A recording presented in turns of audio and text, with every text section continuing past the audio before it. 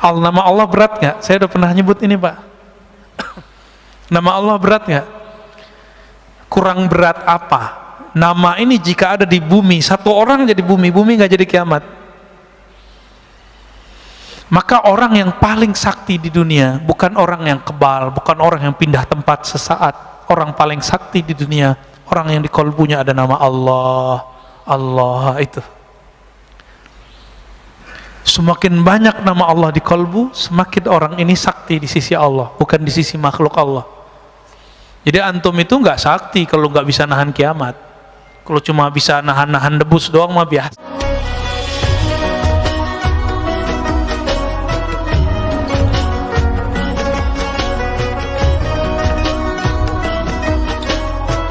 Mau tuh nyebut nyawa harus diambil kakinya, dibolak-balik, dihempas, enggak begitu.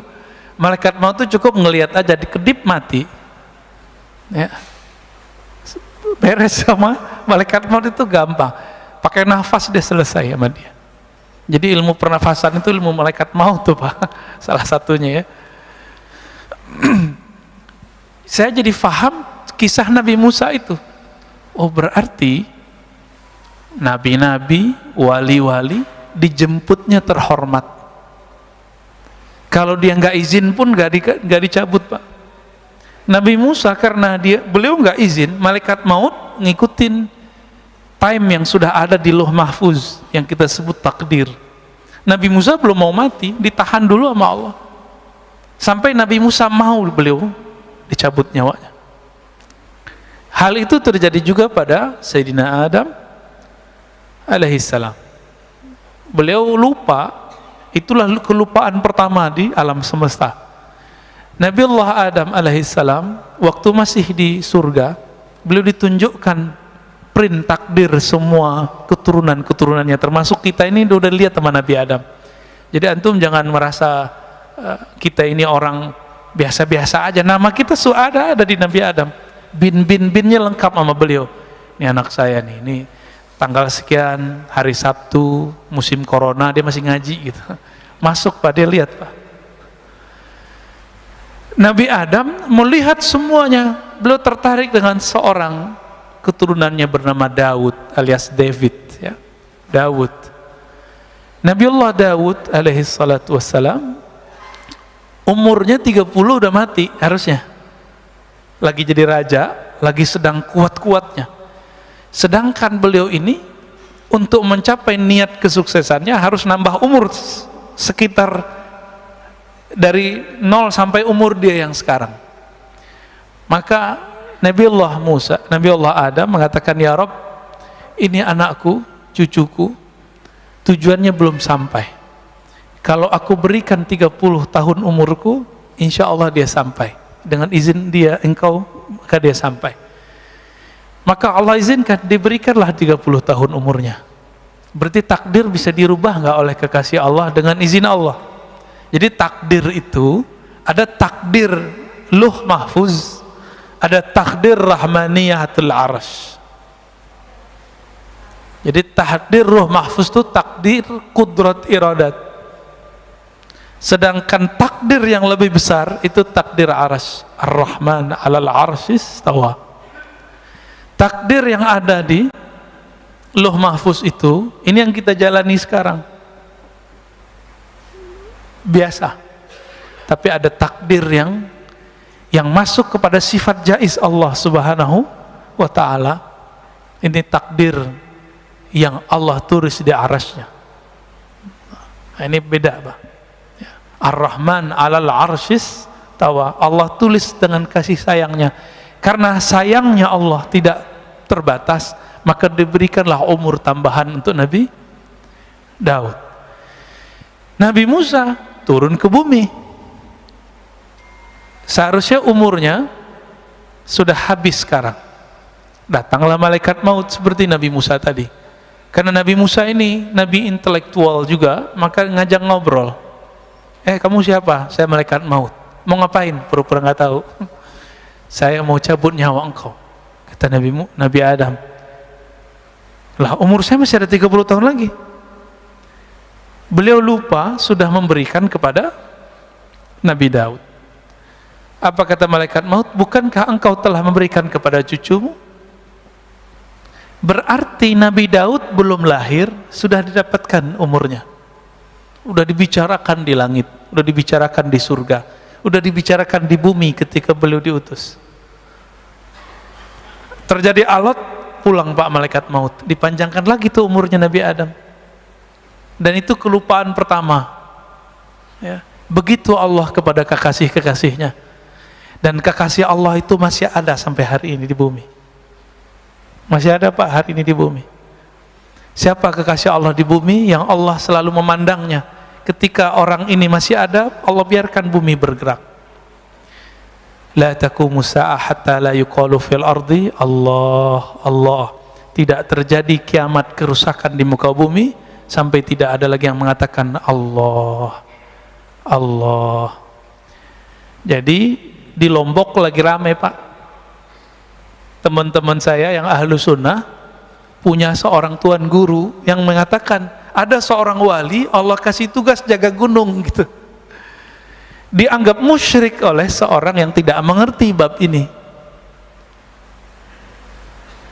Oh enggak ada yang diurus, yang ngurusin si gunung itu malaikat. Iya, tapi malaikat itu ngurus karena ada yang lebih utama di situ, yaitu seorang waliullah. Apa dalilnya? Itu hadis Muslim yang saya bacakan barusan. Tidak terjadi kiamat sampai tidak ada yang membaca Allah Allah. Berarti ada wali Allah di gunung itu yang membaca zikir Allah. Apa kata dia? Oh itu maknanya bukan zikir Allah Allah, itu maknanya menghormati hukum Allah. Loh itu namanya penjelasan hadis. Lafaz hadisnya nggak ngomong begitu kok.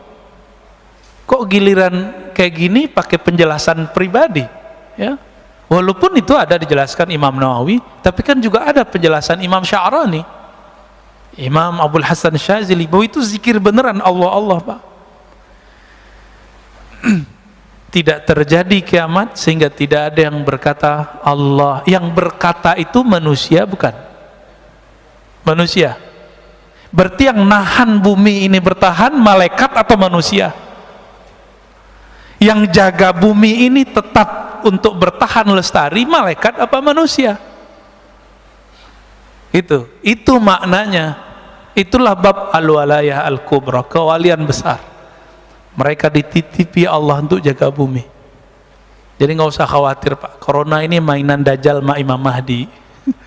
Jadi mereka lagi main perang-perangan ya, tapi perang pra kondisi, pra malhamah kubra. Nanti akan ada satu perperangan besar, barangkali boleh kita sebut perang dunia ketiga. Tapi masanya ya kita nggak tahu lah, apakah 50 tahun lagi, 30 tahun lagi, 20 tahun lagi, jangan-jangan 10 tahun lagi. Kita nggak tahu, jangan-jangan lebih awal. Karena kita tidak tahu, kita nggak boleh cocok logi dan sok tahu. Oh Ustaz, ciri-cirinya udah cukup ya, kecuali antum ahli ilham.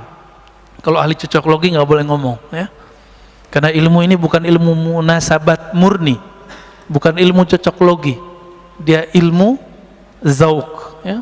Ada rasa yang Allah turunkan ke dalam kolbu manusia yang berzikir Allah Allah tadi. Taib. Salah satu cara Allah mengenalkan dirinya kepada hamba, Allah buat suatu skenario, diciptakan satu makhluk lalu si hamba ketakutan, dan itu ditulis dalam kitab Al-Hikam.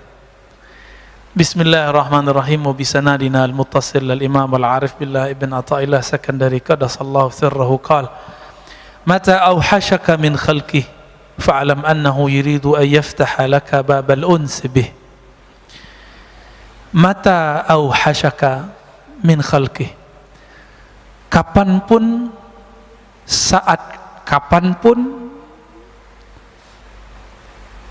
dia membuat engkau takut karena makhluknya.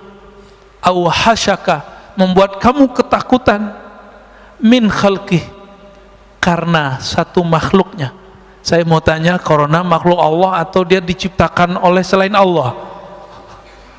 Allah itu sebutan Tuhan. Orang Arab, orang-orang ahlu kitab menyebutnya Allah.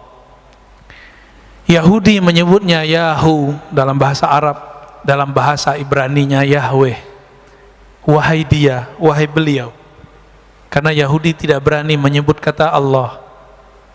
Tapi Yahudi pengikut Nabiullah Isa menyebutnya dengan El lima sabaktani, El Allah sama. Maka Allahumma itu bukan asli Arab, itu adalah bahasa Ibrani tua, bahkan Suryaniyah lama yang dulu pernah dipakai Sayyidina Adam sebelum ada bahasa Ibrani dan bahasa Arab. Itu beliau sudah pakai bahasa tua,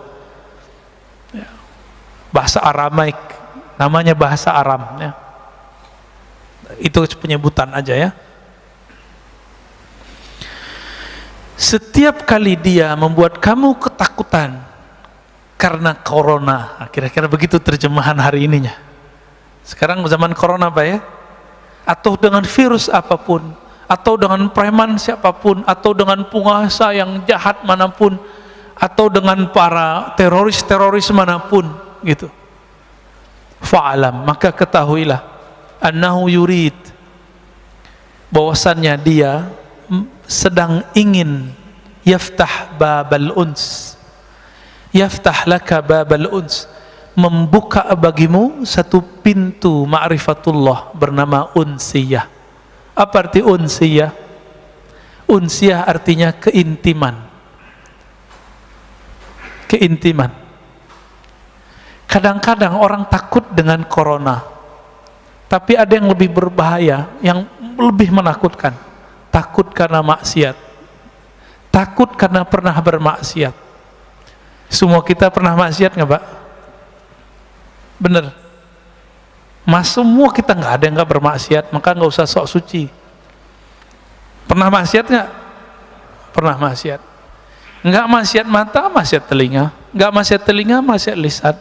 Nggak maksiat lisan, maksiat kalbu. Kalaupun kita nggak maksiat secara zahir, kita maksiat dalam batin. Ustadz, saya nggak pernah iri, oke. Saya nggak pernah sombong, oke. Tapi pernah lupa nggak kepada Allah? Semua kita pernah lupa kepada Allah. Itu dosa juga Pak. Pernah merasa lebih pintar dari orang nggak? Sering, tiap hari ya. Itu dosa apa namanya? Itu dosa besar loh Pak. Kiber. Itu dosa besar, bukan dosa kecil. Saya pernah diizinkan Allah mentalkin seorang ulama. Banyak Pak. Ada beberapa ulama-ulama muda, ulama senior. Itu diajak istighfar nggak ada efek. Nggak ada efek. Ayo Ustadz, ayo Pak Kiai, ayo kita istighfar. Nggak ada efek dia. Orang udah nangis-nangis semua, dia nggak nangis-nangis.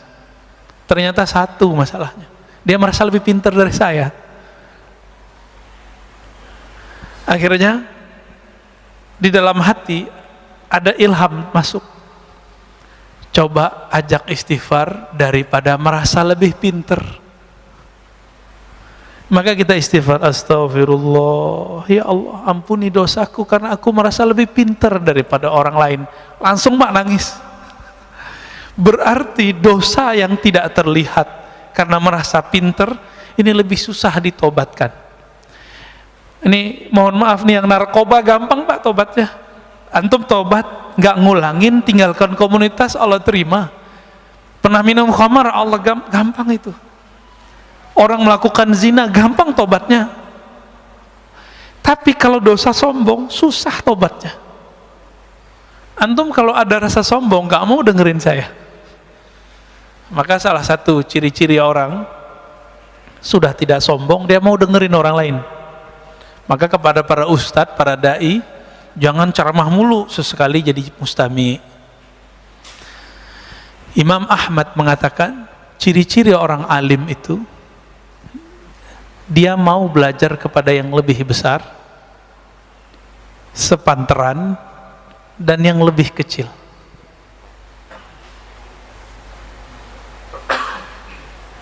Gimana? Udah pernah belajar sama yang lebih kecil belum? Belum ya?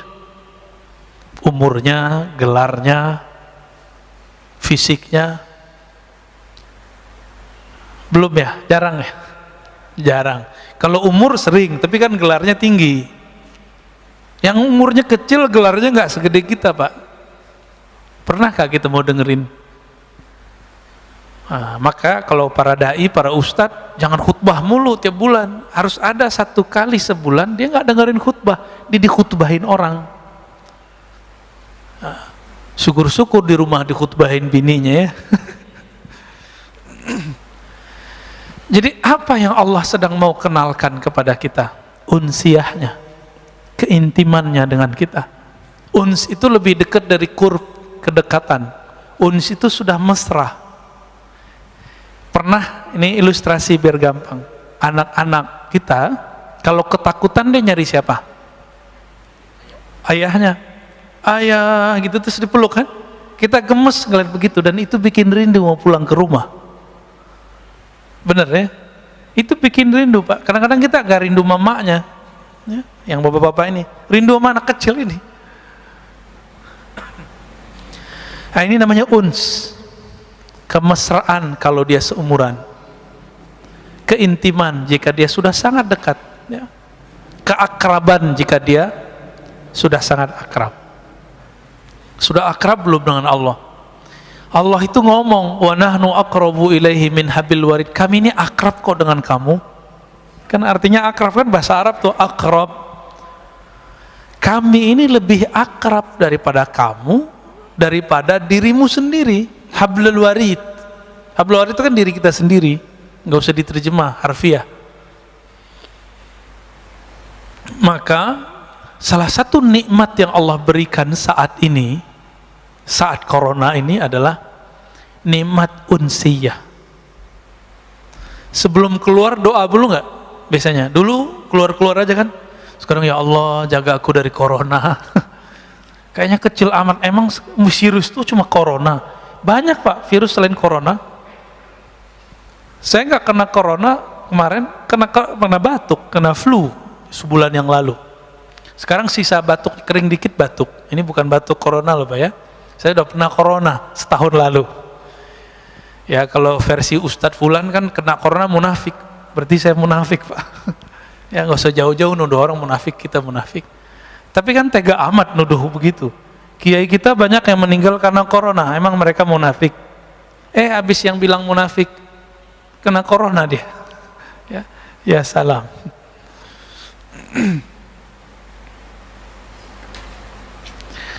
Nah, kita mundur.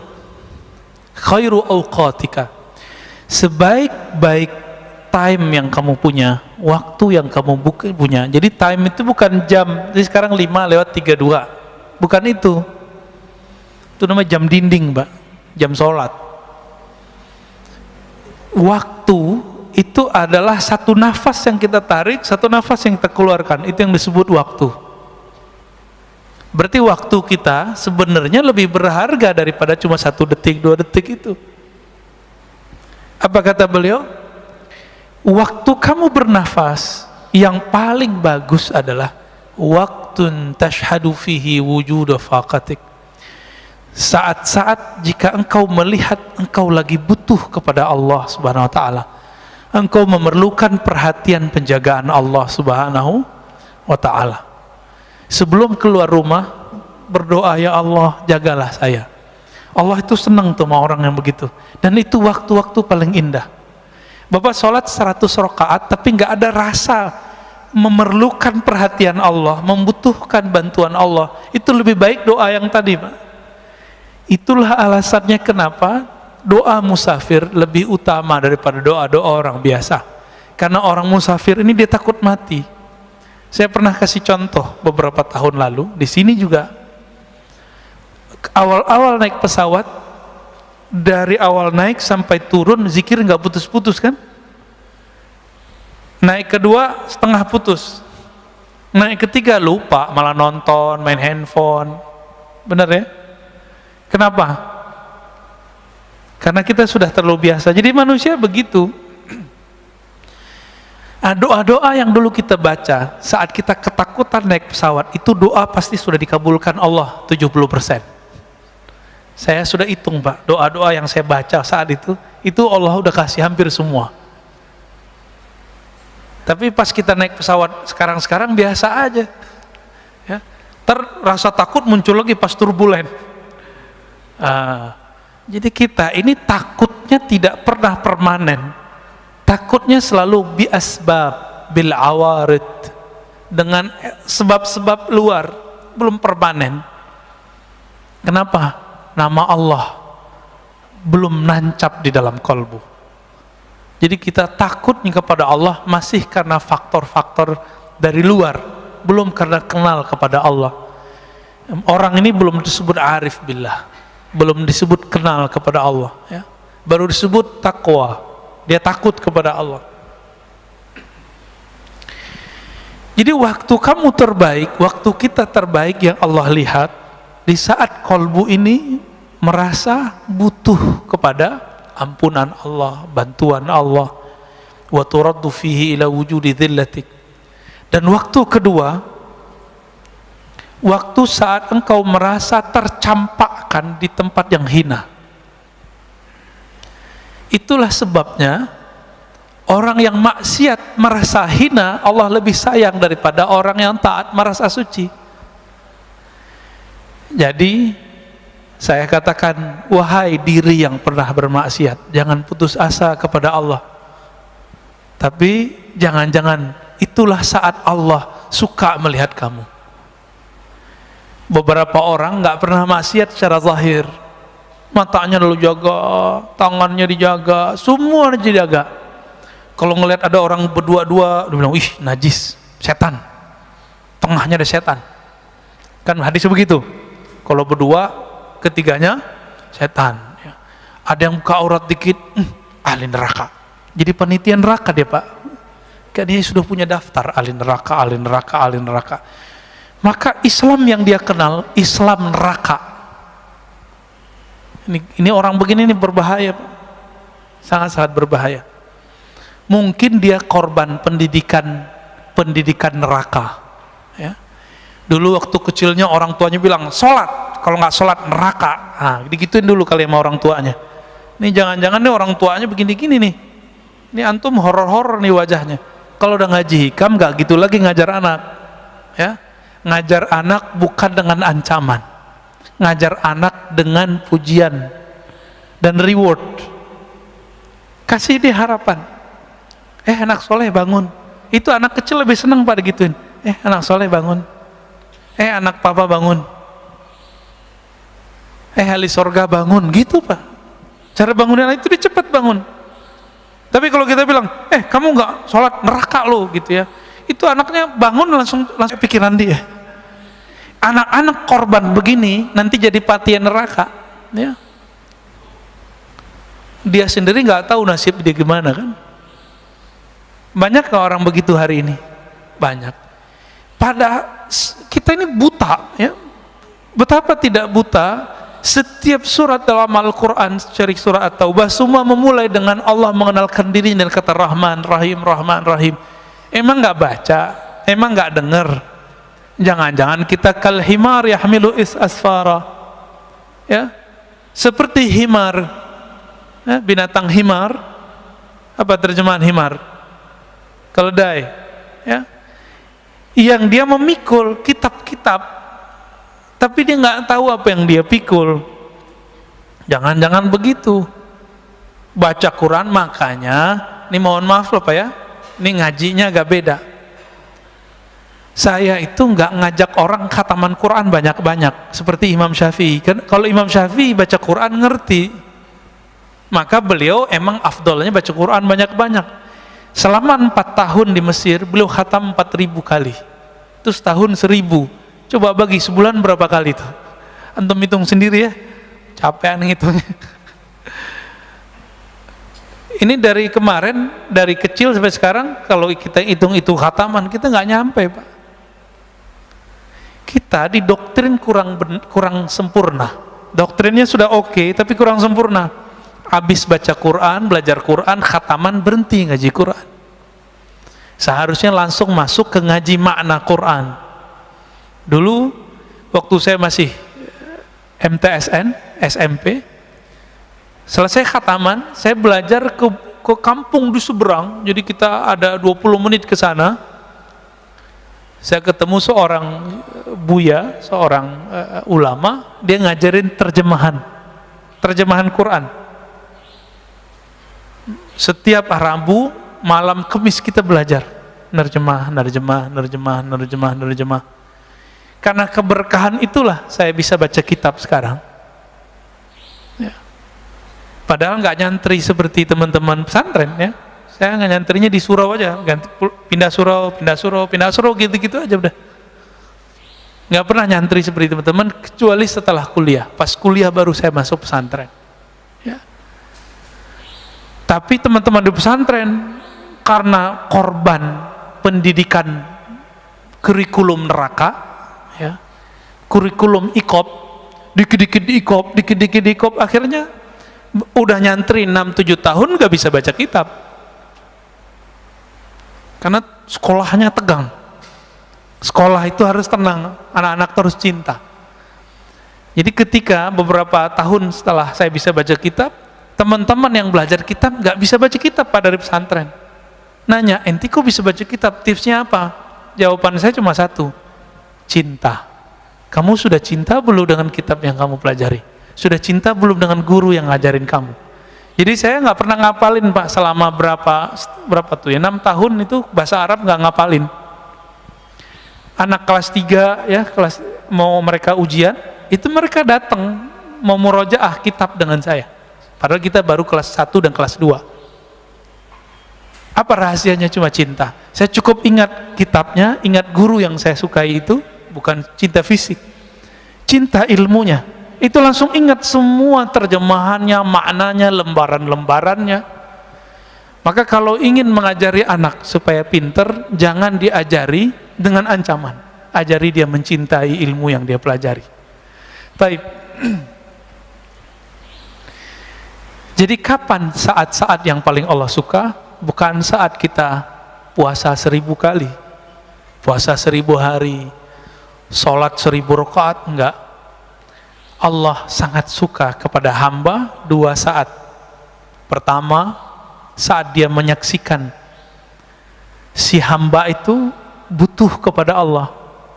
Berarti Allah ini sangat suka jika hamba itu bermanja-manja kepadanya. Apakah sudah bermanja-manja kepada Allah malam tadi? Belum ya? Kita merasa kita pinter ya, hebat, saya bisa lo tahajud. Orang begini Allah nggak suka lihat Pak. Tapi ketika dia bangun, alhamdulillah ya Allah, Engkau bangunkan aku. Ketika sujud dia mengatakan, ya Allah, malam ini banyak orang yang tidak bisa sujud. Sekarang Engkau takdirkan, Engkau gerakkan kepalaku untuk sujud.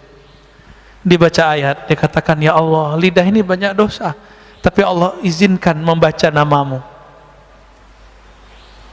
Nama Allah berat nggak? Saya udah pernah nyebut ini Pak. Nama Allah berat nggak? Kurang berat apa? Nama ini jika ada di bumi, satu orang jadi bumi nggak jadi kiamat. Maka orang yang paling sakti di dunia bukan orang yang kebal, bukan orang yang pindah tempat sesaat. Orang paling sakti di dunia, orang yang di kolbunya ada nama Allah. Allah itu. Semakin banyak nama Allah di kolbu, semakin orang ini sakti di sisi Allah, bukan di sisi makhluk Allah. Jadi antum itu nggak sakti kalau nggak bisa nahan kiamat.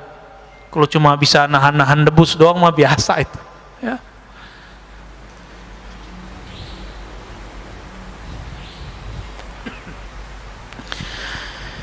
Lalu apa gelaran orang? Gelar orang yang merasakan 2 hal ini. Merasa butuh kepada Allah, memerlukan Allah, dan merasa hina di hadapan Allah. Apa sebutan orang ini? Sebutannya Abdullah, hamba Allah. Maka antum coba lihat, ini gelar Nabi loh ya. Jadi Nabi itu, ini sering dipahami terhadap tasawuf. Orang nuduh Imam Al-Hakim At-Tirmizi, ahli hadis yang sufi, Ibn Arabi yang sufi, mengatakan wali lebih tinggi dari kenabiannya. Karena setiap nabi itu pasti wali, setiap rasul pasti nabi. Kewalian itu inti dari seorang nabi. Ala inna awliya Allah la khaufun alaihim wa la hum yahzanun. Ketahuilah sungguhnya wali-wali Allah. Apa arti wali Allah? Kekasih. Maka kewalian itu artinya kekasih. Bab cintanya seorang wali itu lebih tinggi daripada bab nubuatnya, gitu maksudnya. Bukan berarti seorang wali yang bukan nabi lebih tinggi daripada seorang nabi. Itu keliru besar, nggak ada begitu di kitab Fususul Hikam. Imam Ibn Arabi tidak pernah mengatakan itu. Tanda orang yang menuduh Ibn Arabi mengatakan nabi lebih mulia, wali lebih mulia daripada nabi, dia tidak khatam satu kitab tipis, separuh kitab ini Pak, kitabnya Fususul Hikam judulnya. Kitab tipis saja nggak khatam, gimana kitab yang 9 jilid Al-Futuhat Al-Makkiyah. Terus nuduh. Jadi betapa banyak hari ini orang-orang yang sudah alim dan satu ilmu, tapi dia bodoh dalam ilmu lain, lalu dia tolak ilmu itu. Dan itu sudah ada sejak zaman dahulu. Maka kemarin kita ngaji dengan beberapa komunitas teman-teman kita, ngaji kitab judulnya Risalah Al-Laduniyah karya Al-Imam Hujjatul Islam Abu Hamid Al-Ghazali. Beliau menceritakan latar belakang menulis kitab Risalah Laduniyah itu. Apa kata beliau? Ada teman saya datang melaporkan lawan debatnya yang mengatakan ilmu itu cuma ilmu yang tertulis di kitab. Yang nggak tertulis di kitab yang kita pahami sekarang berarti nggak ada, ilmu ngada-ngada gitu. Maka belum nulis kitab Ar-Risalah Al-Laduniyah. Ini saya mau nanya Pak, ilmu itu yang di kitab ini atau yang dalam hati saya? Maka kitab ini antum bawa, antum langsung berilmu nggak? Seandainya ilmu itu di kitab, coba bawa kitab ini, antum langsung berilmu. Enggak, ilmu nggak di sini. Ilmu itu ada di dada seorang yang berilmu.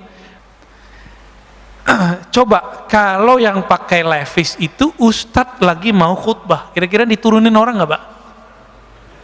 Panitia langsung turun tangan.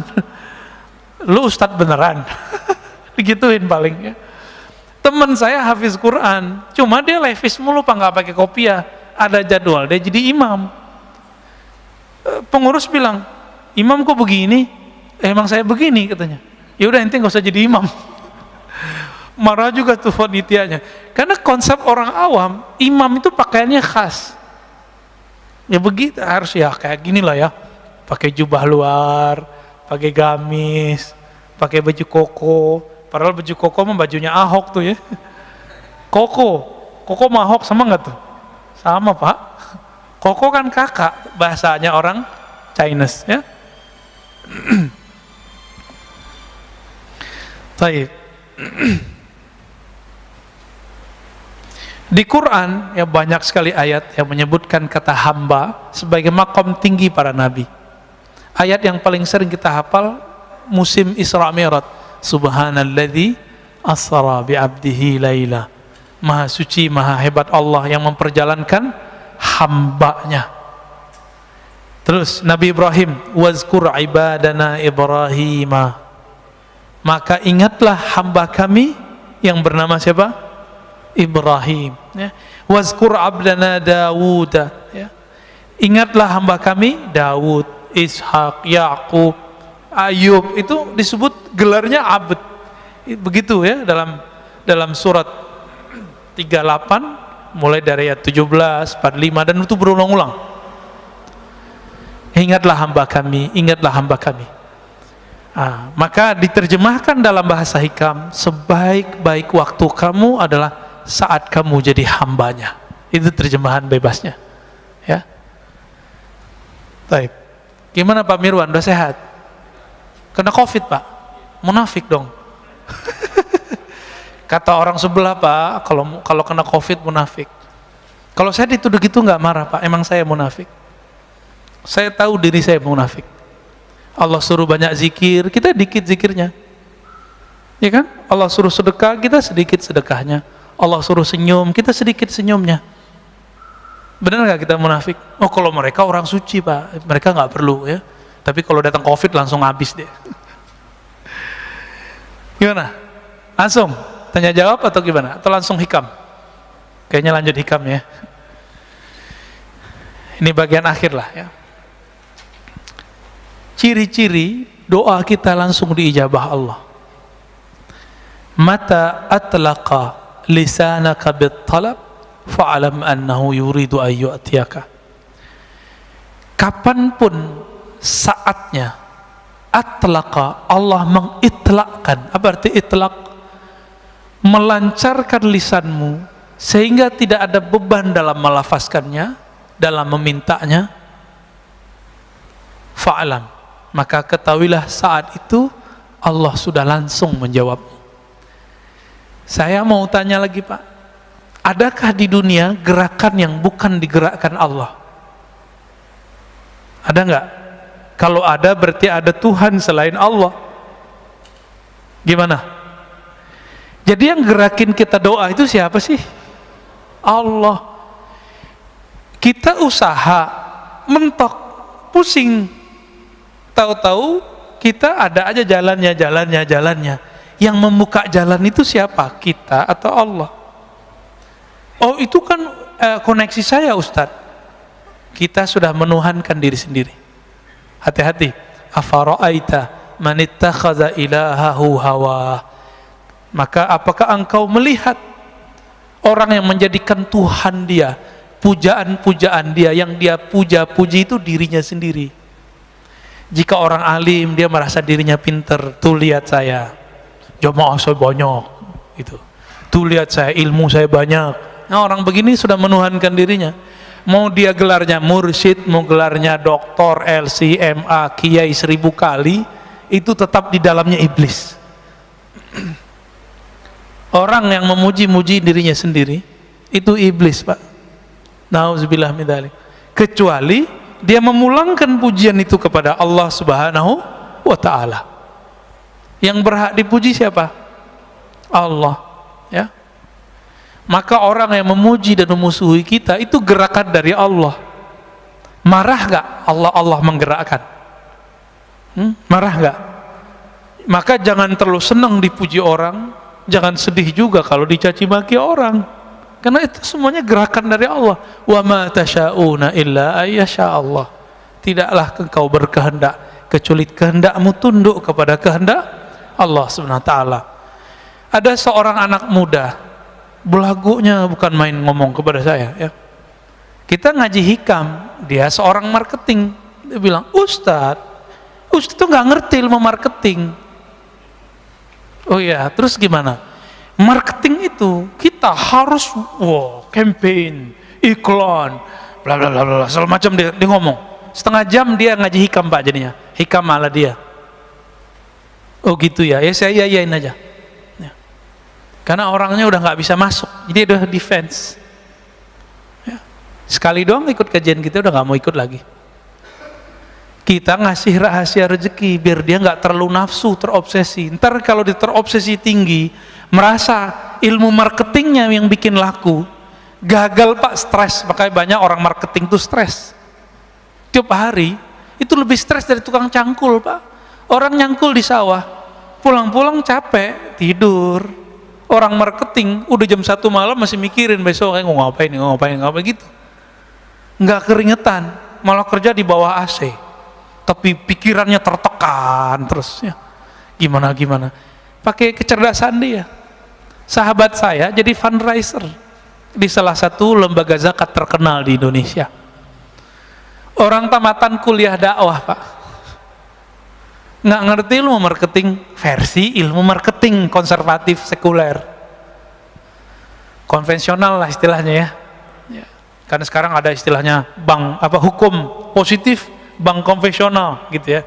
Ini nggak punya tuh ilmu begitu. Tapi ketika dia jadi direktur fundraising, kenaikan fundraising itu melewati direktur-direktur sebelumnya yang ahli manajemen dan ahli marketing. Saya candain, Pak, ente pegangannya apa gitu? Ente pakai pelet ya gitu? Candain ya Pak? Enggak, saya cuma pakai rotibul hadar, rotibul atos aja Ustadz katanya. Maksud rotibul hadar, rotibul atos isinya apa? Rotibul hadar, rotibul atos yang kita baca tadi. saat-saat dia merasa butuh memerlukan campur tangan Allah. Itulah marketing paling hebat, Pak. Bapak kalau nggak percaya datang ke Majestic, ya. Ini ada sahabat saya di situ. Dia punya butik dan batik, ya. Terus punya food court. Saya tanya, kamu pakai online nggak? Jauh sebelum zaman online begini nih. Enggak Ustaz, saya online ilallah katanya. Loh maksudnya gimana tuh Mas? Gitu. Saya itu Ustaz punya karyawan 40-an orang. Kami semuanya menghidupkan channel sholat duha katanya. Terus kalau kami doa, orang kan doa, jika ya Allah, jika rezeki kami di langit turunkanlah, di bumi keluarkanlah, jika jauh dekatkanlah, kan begitu. Kalau kami lebih eksplisit Ustaz, jika di langit ya Allah turunkan ke toko kami. Sebutin Pak tokonya. Jika di bumi maka keluarkanlah, antar ke toko kami. Yang minta sehari itu, jadi mereka sip-sipan sholat duhanya, gantian. Jadi mulai dari jam 8 sampai jam 11 nggak berhenti tuh orang sholat duha. Mirip-mirip seperti ahbab tabligh, kalau mau jauh lah ada ahli zikirnya di pojok masjid. Serius Pak, sama lah, ini marketing langit ini. Bisa begitu, dan ada aja yang datang. Dia beli batik 80 juta Pak, kain doang udah robek dikit tuh, dibeli 80 juta. Kata istrinya, ente bahlul juga ya, ngapain dibeli begini-ginian gitu, kira-kira terjemahan bahasa aneh loh ya, bukan bahasa beliau. Tahu-tahu udah lama dia nggak minat mau dijual, tapi feelingnya ini sudah ada sahibnya nih yang bakal jadi tuan ini. Ternyata tiba-tiba ada orang Chinese datang, dia lagi nyari batik-batik lama yang dulu apa istilahnya ya, ditulis oleh moyang-moyangnya dulu. Ketemu berdesir, ditawar Pak 2 kali lipat, dilepas. Tadi 80 sekarang jadi 160 ya, kurang-kurangan dikit lah. Kenapa? Online ilallah. Orang nggak mau mikirin yang begini. Cuma 3 tahun kebeli sekian toko dia. Di depannya orang jualan udah 20 tahun begitu-gitu aja. Pak masih pakai gerobak. Kita nggak ngeremahin siapa-siapa Pak. Ini berbicara marketing langit. Ya. Yaitu, inilah ilmu pengasihan tertinggi. Ilmu jalbur rizq. Apa jalbur rizq? Kan orang-orang usaha ini nyari-nyari itu kemana-mana. Antum gak usah kemana-mana, nyarinya ada di kamar kita, ada di atas sajadah kita. Jadi yang usaha nih, gak usah ijazah-ijazahan antum, gak usah datang ke kiai mana. Kiainya gak musyrik, antumnya yang musyrik. Ya, ntar dikasih raja-raja, dikasih minum-minum yang ada raja, ntar banyak lagi jin dalam badan kita kan. Ntar dikasih apa, simbol-simbol jimat. Dianya nggak musyrik karena dia tahu ini cuma simbol aja, tapi antum jadi musyrik karena kemudian menduakan itu. Ilmu ini ada Pak, ilmu wifiq namanya. Imam Ghazali pakar ilmu itu dan beliau ahli tauhid. Beliau tahu mana yang tauhid, mana yang tidak tauhid. Cuma yang nggak ngerti bilang itu syirik kan. Dia lupa imamnya Ibnu Taimiyah, imamnya Ibnu Qayyim tuh ngerti ilmu ini. Dan Ibnu Qayyim membolehkannya dalam kitab Tibbun Nabawi, menganggapnya sebagai tib nabawi. Tapi dia hilangkan istilah wifiq. Jimat nggak ada istilahnya. Istilahnya diganti dengan kaf al-kitabah. Cari Tibbun Nabawi, antum kalau nggak percaya lihat di kitab itu. Sudah ada terjemahannya kan? Bab kitabah, tulisan, gitu judulnya. Malas baca sih ya, dari dulu aneh udah sampein soalnya. Jadi kadang-kadang kita makan dulu masih mahasiswa, makan, masuk warteg, masuk rumah makan fulan, masuk resto. Saya tuh nggak nyaman Pak kadang. Karena tiba-tiba saya mata itu liar aja ngeliat sudut mana, ternyata di situ ada raja. Ternyata di ujung mana ada jimat. Nah itu bikin gak nyaman tuh makan di situ. Ya. Maka teman-teman praktisi hikmah pun tolong ajari kliennya, muridnya, santrinya tauhid, baru diajarin itu wifi. Kalau enggak usah deh, ntar jadi musyrik ntar ya. Ajarin ini aja nih ya, sholat duha ya, sholat duha. Saya punya guru nih terakhir ya, sebelum tanya jawab. Ada tanya jawab Pak Mirwan? Ada ya. Guru saya dari remaja umur belasan tahun nggak pernah ninggalin duha Pak. Itu kalau pagi-pagi beliau beli telur atau beli makanan untuk anak-anaknya, kalau belanja di toko kelontong, itu toko itu laku sampai malam Pak. Kenapa? Berkah sholat dia. Dimanapun dia jalan diberkahi Allah. Ada dalilnya nggak tuh? Musyrik gak tuh? Baca kitab biar nggak jadi musyrik. Dalam kitab Ibnu Mubarak, kitab Az-Zuhud, disebutkan bahwa jika ada seorang yang berzikir atau yang berjalan ke majelis ilmu atau berjalan ke masjid Allah, itu bongkahan bumi, debu-debu yang kita injak, dia berkata, wahai tanah di sampingku, saksikan aku diinjak oleh hamba Allah. Senang dia Pak. Jadi kalau dibalik gimana? Kalau kita maksiat di bumi Allah, itu bumi ngutuk-ngutuk kita Pak. Oi cepetan pergi gitu. Semoga kamu ketahuan. Maka kita ketakutan kalau kita maksiat Pak. Allahumma sholli ala nabiyina Muhammad. Di dalam Al-Quran surat Ali Imran, sebagai ayat pamungkas daripada hikam ini, Allah Subhanahu wa ta'ala berfirman, walaqad nasarakumullah bi badrin wa antum adillah. Sungguh Allah telah membantu kalian bi badrin, saat perang Badar. Pakai bi Pak, bukan pakai fi. Ini campur tangan Allah ini lebih dahsyat. Ini yang ngerti ilmu balaghah, ini faham maksud bi di situ. Wa antum adillah, saat itu kamu merasa hina, merasa lemah, merasa butuh bantuan Allah Subhanahu wa ta'ala. Maka jika berdoa, berdoalah dengan rasa hina. Jika berzikir, berzikirlah dengan merasa rendah diri kepada Allah Subhanahu wa ta'ala. Baik, kira-kira gitu Bapak Saudara Allah. Kalau ada yang mau didiskusikan, mau ditanyakan, tafadhol. Gimana Pak Mirwan? Mantan Covid, alumni Covid. Emang Covid ada kan Pak? Ada, aneh kan pernah ngerasain. Soalnya teman-teman kita masih ada yang belum percaya ya. Antum nggak percaya sih nggak apa-apa, ntar kalau udah kena rasain aja ya. Bismillahirrahmanirrahim. Silakan Pak Dokter. Terima kasih Pak Ustadz.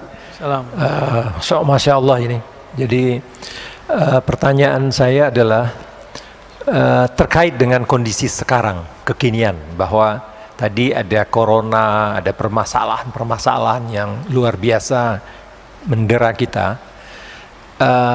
Kita butuh tadi bahwa sebagai seorang hamba membutuhkan pertolongan Allah dengan merendahkan diri pada saat berdoa zikir. Nah, untuk bisa sampai pada level ketawakalan sempurna, ya jadi seorang hamba yang mengandalkan Allahnya untuk sampai pada level di mana tadi la khaufun alaihim, tadi yang Ustaz sebutkan, tidak ada rasa takut. Dalam artian tidak ada yang lain yang ditakuti nih. Apa saja yang kejadian di dunia ini tidak ada yang ditakutin kecuali hanya Allah gitu. Bagaimana caranya Pak Ustaz? Terima kasih Pak Ustaz. Assalamualaikum warahmatullahi wabarakatuh. Assalamualaikum. Ada cara tentatif, ada cara permanen Pak. Kalau yang tentatif itu harus punya masalah dulu, baru ingat Allah biasanya. Nah, kalau yang ini cukuplah masa lalu kita dan sekarang ya. Ada yang lebih permanen, mengenal yang ditakuti. Kenapa kita tidak permanen rasa takutnya kepada Allah? Karena kita nggak kenal yang kita takut itu siapa sih? Bapak kenal Allah nggak sih? Kan antum kenal Allah nggak? Allah itu apa? Siapa? Kalau versi orang kan Allah itu di langit Ustaz. Itu belum kenal Allah namanya. Ya. Allah itu di arsy, itu ayat. Ar-Rahman 'alal arsy istawa. Yang istawa itu antum kenal nggak gitu? Mau terserah mau di langit, mau di mana terserah, ya. Allah ini kan bukan fisik. Disebut Allah di atas langit, Allah disebut Allah di atas aras, nggak ngefek, Pak. Kan dia bukan jisim. Kenapa kita berdebat di luar sana, Allah di mana, Allah di mana, Allah di mana? Karena kita masih menjisimkan Allah tanpa kita sadari. Menganggap Allah itu benda. Sesuatu benda. Maka sampai keyakinan mereka yang mengatakan apa? Yang meyakini Allah tidak berarah di atas langit atau di atas aras seperti diam, meyakini Allah tidak ada. Berarti sebelum aras nggak ada, Allah nggak ada dong. Dulu aras pernah nggak ada nggak? Atau alas adanya bareng sama Allah? Duluan mana aras sama Allah? Mana dalilnya? Akhir surat At-Taubah dan beberapa ayat-ayat yang lain. Allah menyebut Rabbul Arsyil Azim. Rabb, Allah pencipta. Apa arti Rabb? Pencipta. Pencipta aras yang besar. Jadi aras yang besar aja Allah yang ciptain kok, Pak. Maka Nabi kalau lagi ada karb itu karbun artinya masalah. Itu doa favorit saya kalau baca zikir pagi sore, salah satunya La ilaha illallahul alimul azim, la ilaha illallah rabbul arsyil azim, la ilaha rabbus samawati wa rabbul ardi wa rabbul arsyil karim. Tiada yang berhak disembah kecuali Allah. Tiada Tuhan pencipta langit dan bumi. Dialah ya Rabbul Arsyil Azim, pencipta aras yang besar. Apalagi cuma corona yang kecil. Kelihatan nggak corona? Sampai hari ini yang disebut corona itu kan yang disebut sama Bill Gates itu, yang dia presentasi beberapa tahun yang lalu yang bentuknya kayak rambutan, ya. Jadi kita sudah terbawa oleh dia, maka sekarang di mana-mana gambarnya begitu. Padahal belum tentu begitu juga, Pak. Ya, pinter ya. Jadi maling teriak maling, Pak. Makanya wajar ya.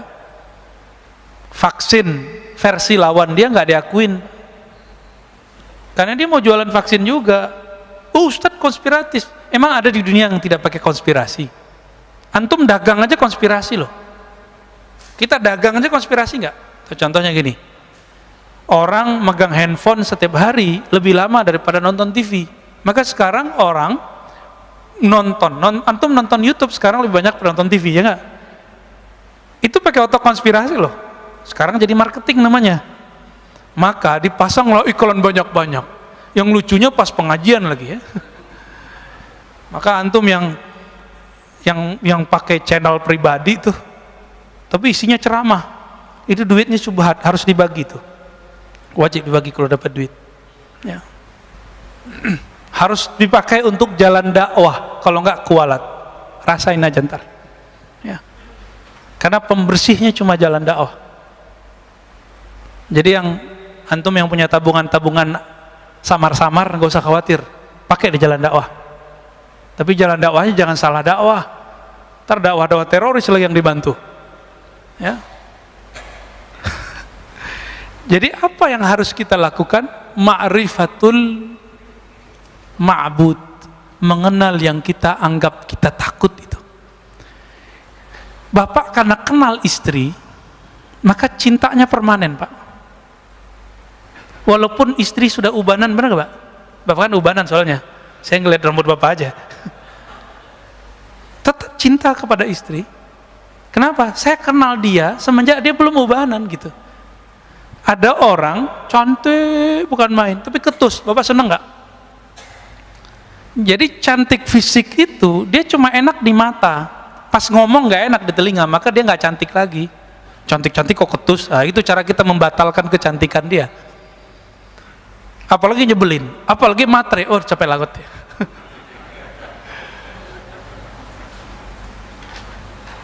Nggak ada semua orang semuanya matre ya. Matre itu kan hubbul mal, hubbud dunia, cinta dunia. Oke, ada lagi? Ya, silakan Pak, di belakang.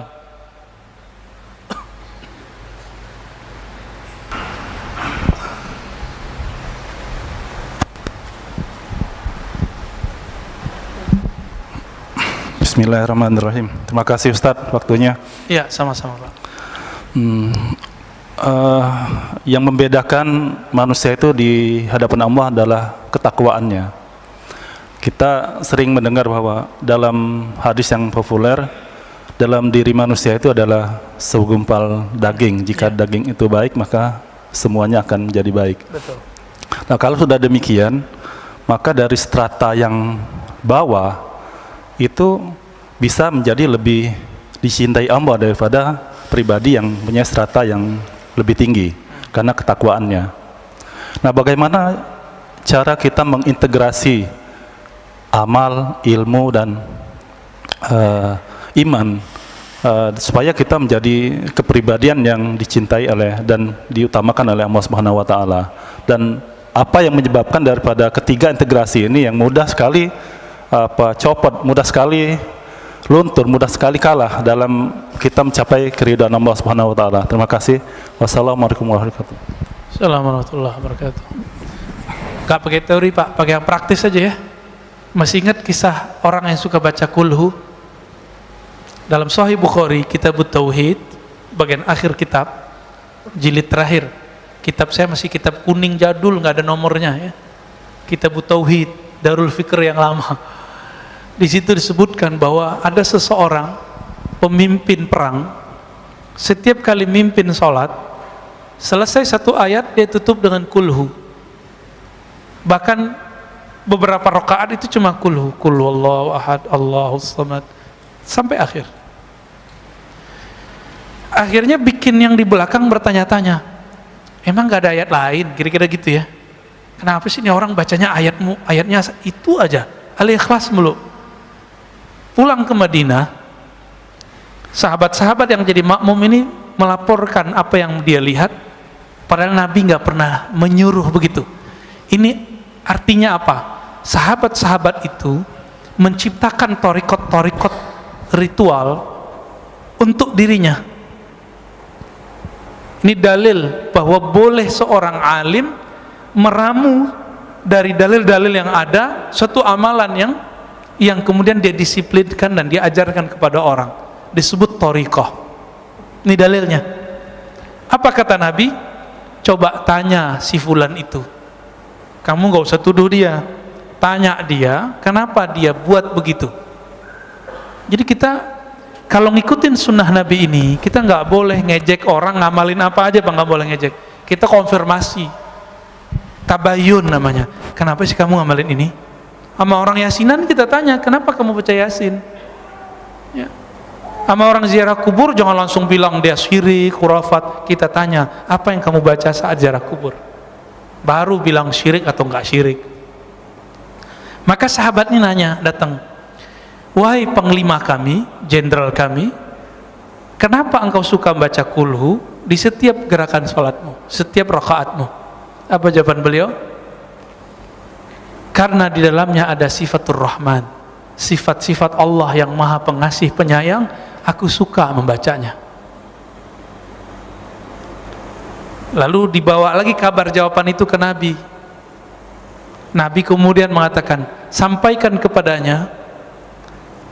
Nabi padahal secara wahyu sudah tahu, tapi konfirmasi itu wajib. Maka mursyid-mursyid, ahli-ahli firasat, kita nggak boleh berhukum dengan kasyaf. Kita bolehnya berhukum kalau sudah konfirmasi. Nggak boleh berhukum Pak dengan ilham, nggak boleh. Dia harus berhukum dengan hasil konfirmasi. Walaupun antum sakti mandraguna, ya, nanti banyak salah. Tak kayak zaman pilpres kemarin lagi, ya. Ya. Banyak kan ilham-ilham muncul, tapi salah terjemah semua. Ilhamnya benar, terjemahannya salah. Ya. Apa kata Nabi? Sampaikan kepadanya, sesungguhnya Allah yang Maha Rahman mencintainya. Jadi supaya Bapak mulia di sisi Allah, maka rutinkan baca kulhu Pak. Bapak sudah pensiun Pak ya? Sudah belum? Belum. Ya udah, musim libur Sabtu Minggu dan WFH, jangan kurang baca kulhu setiap sholat. Itu salah satu amalan Rasul sallallahu alaihi wasallam. Dalam hadis ini jarang diketahui orang. Nabi itu habis sholat nggak hanya subhanallah 33, alhamdulillah 33. Nabi itu setelah sholat kadang-kadang beliau menambahkan kulhu, qul a'udzu birabbil nas. Kalau bisa 11 Pak habis sholat. Ini hari Sabtu nih ya, hari Sabtu. Bisa nggak ngamalin ba'da sholat 5 waktu 11? Ustadz angkanya dari mana? Udah ikutin aja. Ya. 11 itu menunjukkan banyak, diulang-ulang nggak? Seperti sahabat itu ngulang-ulang, kita ulang kisah itu kembali. Ini thariqat, namanya thariqat al-ikhlas. Sanadnya langsung ke Imam Bukhari. Imam Bukhari langsung ke sahabat Nabi dan langsung di ACC Rasulullah. Ketahuilah wahai sahabat, engkau dicintai oleh Allah. Itulah pengangkatan kewalian. Jadi teman-teman, wali itu diangkat, itulah wisuda kewalian. Jadi bukan wisuda-wisuda yang seperti antum bayangkan itu pengangkatannya begitu. Jadi sahabat-sahabat itu diangkat sama Allah, diangkat Rasulullah. Tinggi itu Pak makomnya. Tinggi nggak tuh makomnya? Tinggi. Bisa nggak diulang? Bisa. Karena setiap ulama itu akan mewarisi ilmunya. Semoga kita pewaris ilmu thariqat al-ikhlas. Cobain Pak. Kalau mau ngamalin juga nggak apa-apa. Ya, kalau saya suka baca al-ikhlas. Ya, kalau dulu masih remaja, tapi remaja saya udah nikah Pak. Saya ngamalinnya semalam 1000-an. Ya, 1000 kita ngamalin hampir tiap malam. Nah, sekarang karena sok sibuk, nggak ngerjain sebanyak itu. Tapi tetap kita baca. Ya. Oke, lanjut. Tafadhal. Assalamualaikum warahmatullahi wabarakatuh. Ustadz yang kami hormati, kita banyak membaca dan mendengar kalau Rasulullah itu amaliyahnya sholat sampai kakinya bengkak dan sholat qiyamul lail malam ya. Dan para aulia juga banyak kisah-kisah beliau itu sholat malam dari pakai wudhu isya sampai. Kira-kira kalau kita kan banyak capek, banyak malas dan itu, apakah itu merupakan nafsu dari malas, capek dan sebagainya? Mohon kiat-kiat bagaimana kita menuju ke sana supaya katanya ada akrab antara jasad dan ruh. Iya. Supaya, yang terakhir aja Pak ya. Iya. Zaman sekarang, zaman saiki Pak, jangan dibayangin Bapak itu sholat isya berhentinya subuh. Udah kena gula, ya kan? Kolesterol, kesemutan, belum lagi punggungnya nggak beres, ya kan? Baru bentar udah sakit. Nggak usah muluk-muluk mau jadi orang soleh. Nggak mungkin Pak kita kayak Nabi, nggak mungkin. Nggak mungkin seperti Syekh Abdul Qadir Jilani 20-an tahun sholat isya sama subuhnya 1 kali wudhu. Nggak mungkin. Abu Hanifah puluhan tahun, Imam Abul Hasan Asy'ari 20 tahun beliau sholat isya dan subuhnya satu wudhu. Abul Hasan Asy'ari yang dihujat-hujat sama mereka sekarang ya, akidah Asy'ariyah. Terus gimana? Jadi ada eksperimen, saya suruhlah salah satu teman-teman saya ini zikir semalaman. Ente jangan tidur ya. Bener nggak dia nggak tidur Pak? Nggak ada. Baru baca zikir 5 kali ngorok. Terus next pekan depan datang ke rumah, kita aja ngobrol ma'rifatullah sampai subuh nggak tidur dia. Sama kayak nonton bola, cuma yang ditonton bola. Nonton bola asik gak? Asik. Kenapa asik? Karena Bapak tahu ilmu sepak bola. Saya nggak ngerti Pak ilmu sepak bola. Saya bingung tuh, ini bola kok ditendang-tendangan, direbut-rebutin. Menurut saya itu orang nggak kurang kerjaan. Tapi bagi yang senang bola, asik nggak nonton bola? Nonton doang loh. Nah, kenapa sholatnya Nabi, sholatnya wali itu bisa nggak berhenti, baru berhentinya subuh? karena dia tahu siapa yang disembahnya. Maka majelis mengenal yang disembah harus lebih banyak daripada majelis menyebut-nyebut nama yang disembah. Jadi majelis zikir itu seharusnya nggak lebih banyak daripada majelis ma'rifat. Cuma orang kan nggak mau. Kalau majelis ma'rifat sama, mulainya jam 11, jam 12 malam sampai subuh. Duduk aja Pak, kita ngomongin Allah, gosipin Allah kita kerjaannya. Suatu kali sahabat bercerita, sahabat Nabi, kami habis subuh diberi muhadarah pengajaran oleh Nabi. Berhentinya nanti zuhur, sholat. Habis zuhur lanjut asar, habis asar lanjut maghrib, sampai besok subuh lagi, sampai besoknya lagi 2 hari 2 malam. Mereka lupa makan, lupa minum. Tuh kalau sudah jadi makhluk ma'rifatullah tuh begitu. Ini ilustrasi dekatnya apa? Gak usah jauh-jauh. Kita punya teman gak dilestui oleh keluarganya untuk menikah. Dia udah demen sekali sama calonnya ini. Apa kata si perempuan? Mas, kalaupun saya diusir dari keluarga, kalaupun saya jadi tukang goreng, saya jadi tukang apa, yang penting saya sama ente, katanya. Gombal. Paling tahan seminggu minta cerai. Gak tahan kan dikasih angin. Tapi begitu kira-kira, kenapa ada orang di luar sana hidup bertahan, hidup susah bersama kekasihnya? Karena dia cinta dengan pasangannya. Tapi kita ini lebih percaya ke pasangan daripada Allah Subhanahu wa ta'ala. Jadi caranya satu aja Pak, sama, kenali yang disembah. Rasulullah itu bisa kakinya kapalan sholat karena beliau kenal yang disembahnya. Kita terbalik, kita memulainya dari kuantitas amal, bukan dari kualitas pengenalan yang disembah. Jadi saya mengajak semua kita, semua ustadz, semua mursyid, semua kiai, semua jamaah, coba dibalik Pak sekarang. Jangan ajar anak, ajar murid, ajak diri kita ibadah fisik dulu, ritual dulu. Tapi ibadah yang awal adalah ibadah ma'rifatullah, ibadah mengenal Allah. Kenali yang disembah, maka kita akan kecanduan beribadah. Nanti orang bilang kita gila Pak. Nanti Bapak dibilang gila sama orang ya. Kenapa? Pagi zikir, siang zikir, sore zikir, bahkan gak mau pulang dari masjid ntar. Mau orang bilang corona ngapa, ntar dokter-dokter bingung ntar ya. Itu orang beragama tuh gila ya gitu. Masa dia yang takut corona, udah lockdown gitu. Ya biarlah kita disebut gila bertuhan kepada Allah Subhanahu wa ta'ala. Kesimpulan kajian kita sederhana, ma'rifatul ma'bud aula min kulli sujud.